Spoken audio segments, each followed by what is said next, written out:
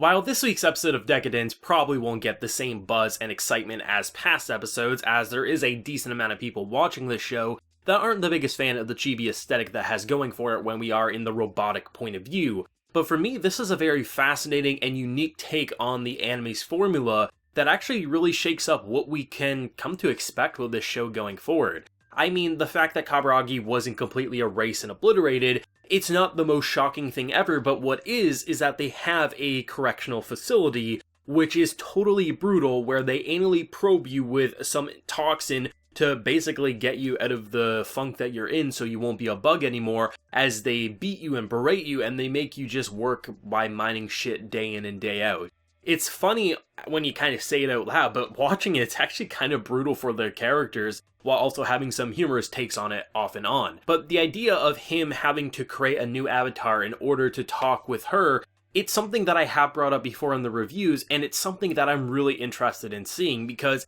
if you jump in and basically expose the bug system, now that you're basically going behind the system's back, you actually have the ability to speak freely, but you're also going to look like a lunatic, and I'm not sure if our girl's going to take what he says at face value, or if it's going to take some work, and personally I hope it does take some work with a bit of understanding all at the same time. If he comes up with a new avatar and is able to get into contact with her pretty soon, I think it'd be really interesting if he basically just dropped all the information and seemed like a lunatic, but she also kind of looks at certain things and be like, you know what, there might be some truth to this, but you're also a lunatic, and maybe she starts asking questions herself, which causes a big spiral of things to happen. Maybe more people from the system will take notice of her and things like that. But I definitely don't believe that we're just going to be able to solve everything with one conversation, and if they do, I really hope they play their cards right and don't make it feel convenient, but rather well thought out and executed, which so far, I think this anime has done a great job at. Even if you're not the biggest fan of Deca Dence, I think it's crystal clear that there is planning and structuring,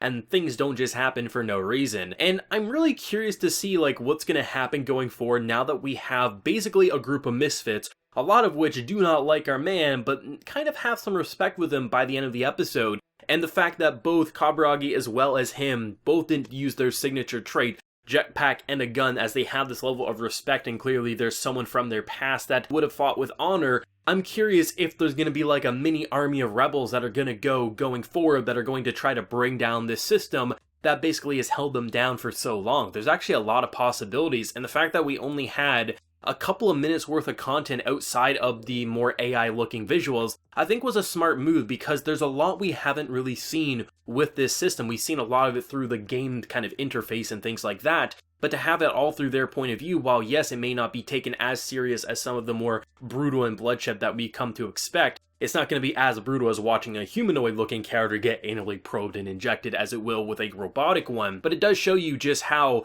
they really are obedient on this system. The system can do whatever they want to them, and how are you going to do it? Well, yeah, you can go behind their back and maybe have a system to log into the game, but at the end of the day, you can't do much. You're one person, but if a bug outside, like we have our girl, then maybe there's something that can happen. And I'm really interested to see what the objective is in order to bring down this entire AI-like system. Because humans who have turned basically robotic, they lack a lot of empathy and emotion, so what are you supposed to do? But I do like how they did touch upon how people are surviving, because now that the storyline has changed, they have to regroup and figure out where the story is supposed to go, because I imagine what we witness is probably something that was months away and took months of planning, so the fact that it was revealed early, they probably had to one-up themselves, meaning they're going to tone down the invasions a little bit, meaning that there is some time to prepare. You might be able to argue that it's convenient because now Kaburagi's not around, so she's not going to have as much protection, so you gotta find a way to basically keep her safe, but the fact that they really have hammered in this storyline change being significant,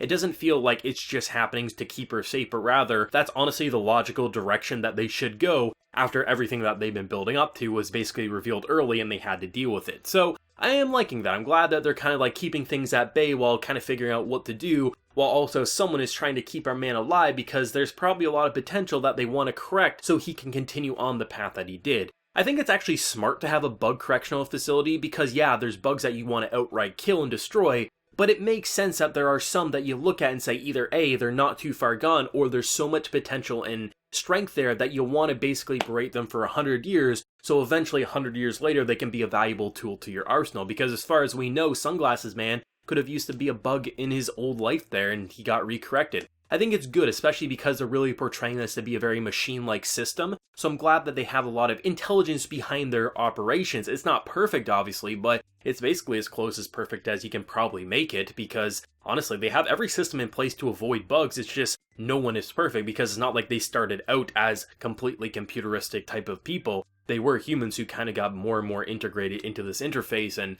things kind of went haywire. I definitely like the more humorous approaches with some of the new characters who got introduced to, like one dude who's just basically getting everyone drunk saying, you can't do anything, and just looking at him just being like, why are you working so hard? You can't escape, you can't do anything. And I love how Kaburagi's like, you know what? It's never too late for us. We literally aren't dying here. As long as we get these juices, we're gonna live past any human life. And the guy's like,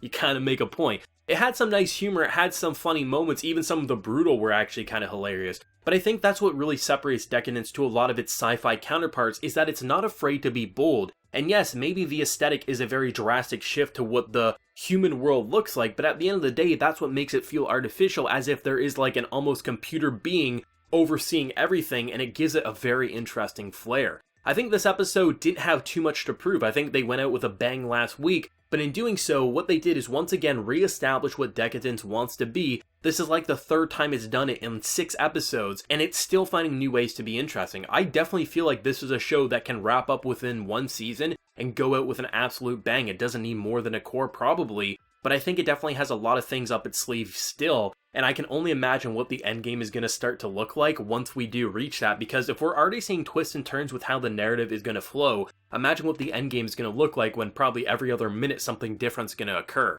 This was a great episode. It obviously wasn't the flashiest because we were more in the simplistic chibi-like scenes, but they did have some interesting flair with the electricity and just the way they showed torture. There was some brutal elements to it while also giving me a smile and just really hoping we don't get to see the human counterpart to that, because that would be quite horrifying. It might have just been myself, but I actually really enjoyed the voice acting in this week's episode, especially considering there was like a lot of just, it felt like indoctrinated people who had just been there for so long they've given up on life, so they just get drunk and mind shit all day. I actually really liked the performances for a lot of the new side characters we got introduced to, but also just how Kaburagi, it never felt like he got rid of his resolve, that if he's still alive and breathing by his standards, he's going to find a way, and just because he knows that he can't give up for her sake as she wouldn't give up for his. And it kind of shows when you do flash back to her where she still believes that he's alive, just doesn't know where he is. I actually like the resolve and the development between these two characters, because it actually feels like there is bonds that are being formed there, and it's not like they're rushing into these bonds, but rather just everything that's happened, someone who fought against having bugs be alive but then really saw a bug take form,